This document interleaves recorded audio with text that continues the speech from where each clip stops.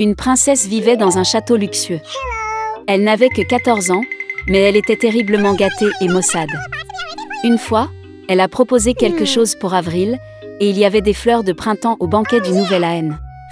Elle a publié un décret dans lequel elle a annoncé le début du printemps, et a promis de récompenser généreusement celui qui apporte des personnages au palais. Dans une petite maison à la périphérie de la ville vivait une belle-mère avec sa fille et sa belle-fille. La belle-fille était une fille très douce et gentille, et son nom était Masha. La belle-mère et la fille étaient très paresseuses et en colère, et elles blessaient la pauvre fille de toutes les manières possibles. Ils voulaient vraiment recevoir la récompense promise par la princesse, mais ils ne savaient pas où se procurer les personnages en hiver.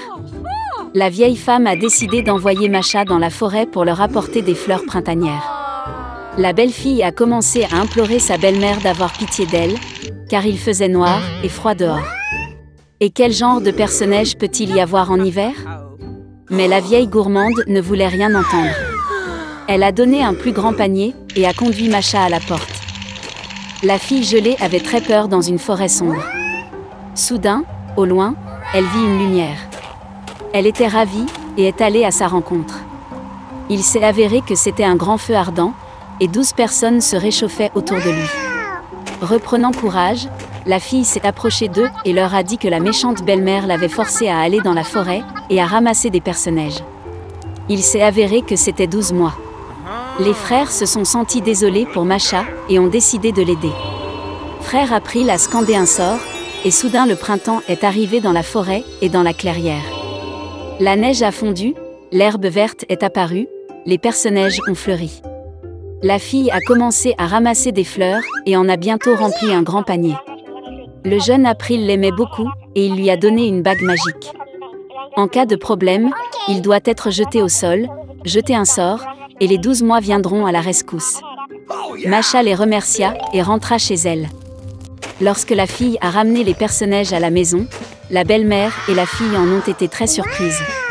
Masha était très fatiguée du voyage et s'est immédiatement endormie profondément. Sa demi-sœur soupçonnait que quelque chose n'allait pas. Pendant que la fille dormait, elle trouva sa bague magique et la prit pour elle-même. Après son réveil, la belle-fille a découvert la perte. Elle a commencé à supplier pour rendre la bague, mais sa belle-mère et sa fille ne voulaient rien entendre. Prenant un panier de personnages, ils se précipitèrent vers le palais royal. Dans le palais, il y avait un arbre du Nouvel Aen magnifiquement décoré. Mais la célébration à venir n'a pas du tout plu à la princesse capricieuse. Et ce n'est que lorsque la belle-mère et la fille lui ont apporté un panier entier de personnages, que la princesse a changé sa colère en miséricorde. La belle-mère ne pouvait pas dire clairement d'où venaient les fleurs, et elle a dû admettre que sa belle-fille les avait ramassées. La princesse a immédiatement décidé de se rendre dans le pré avec des personnages. En chemin, elle se tourna vers la pauvre Masha pour lui montrer l'endroit où elle cueillait des fleurs. La fille a dit qu'elle le montrerait, mais seulement si la bague lui était rendue. D'une telle insolence, la princesse s'est fâchée et a jeté la bague. Mais la belle-fille a réussi à jeter un sort. Immédiatement, un vent fort s'est levé, le tonnerre a grondé, le feuillage est tombé et la neige a commencé à tomber. Le vieil homme January leur apparut. Il a invité tout le monde à faire un vœu. Par peur, la princesse a souhaité être dans le palais le plus tôt possible. Masha a fait le vœu que tout revienne à sa place en temps voulu, hiver, en hiver, été, en été. La belle-mère et sa fille étaient si gelées qu'elles voulaient des manteaux de fourrure de n'importe quelle fourrure, même d'un chien. En disant cela, les femmes gourmandes se sont immédiatement transformées en chiens. Ils étaient attelés à un traîneau sur lequel la princesse devait se rendre au palais. Masha a remercié les frères pour leur aide. Ils ont promis de transformer la belle-mère et sa fille en humains, mais seulement quand elle deviendrait obéissante. Des mois ont donné à la fille un magnifique grand traîneau, attelé par des chevaux fringants. En les voyant, la princesse a demandé un tour au palais. C'était la première fois de sa vie que la princesse prononçait le mot « s'il vous plaît ». Et Masha accepta volontiers.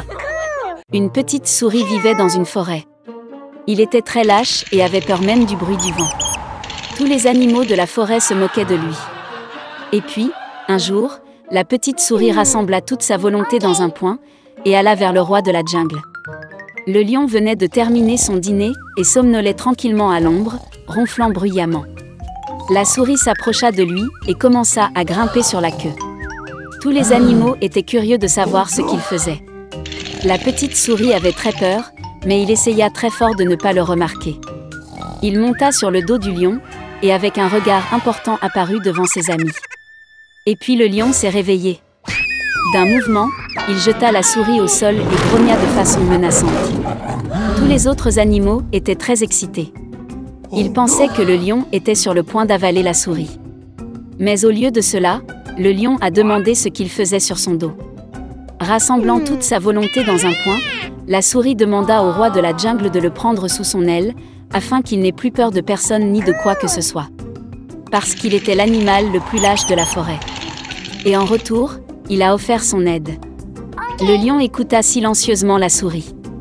Mais il ne pouvait pas comprendre comment une petite souris pouvait aider un lion grand et fort. Au début, il éclata de rire, puis avec un grand rugissement chassa l'homme insolent. La souris s'enfuit instantanément, heureuse que le lion ne le mange pas. Tous les autres animaux ont couru après lui. Un certain temps s'est écoulé. Le lion a eu faim et est allé chasser. Mais il n'a pas remarqué le piège tendu par les chasseurs et y est tombé. Le roi des bêtes était suspendu dans les airs, pris dans un filet de chasse. Il a essayé de s'en sortir, mais n'a pas pu le faire. Et comme le lion était le roi de la jungle, il ne pouvait pas se résoudre à crier à l'aide. De plus, les chasseurs pouvaient l'entendre. Les animaux ont vu le lion, mais personne n'a osé s'approcher de lui. Et le lion a décidé de faire confiance au destin, sans rien faire. Par accident, la même petite souris était à proximité. Voyant le roi des bêtes dans les filets, il décida de l'aider. La souris grimpa sur la longue queue du lion, lorsqu'elle atteignit le filet, se mit à la ronger. Après un certain temps, toute une foule d'animaux s'est rassemblée près du piège. C'était intéressant pour tout le monde de regarder ce qui se passait. Soudain, quelque part au loin, le cri des chasseurs se fit entendre. Les animaux ont eu très peur et se sont enfuis dans la forêt. Mais la souris a continué à ronger obstinément le filet. Finalement, le filet s'est cassé et le lion s'est libéré. Sans réfléchir à deux fois, la souris a grimpé sur son dos et ils se sont enfuis. Lorsque le lion est arrivé dans sa grotte, il s'est excusé auprès de la souris. Et il a dit qu'il avait sous-estimé un si petit animal, décidant qu'il ne serait d'aucune utilité. Et pour le fait que la petite souris a sauvé la vie du roi des bêtes, il n'a plus besoin d'avoir peur de rien ni de personne. Désormais, le lion le prend sous son aile. Tous les animaux, regardant ce qui se passait, riaient et applaudissaient la courageuse souris. Depuis lors, le lion et la souris sont devenus les meilleurs amis et la paix règne à jamais dans la forêt.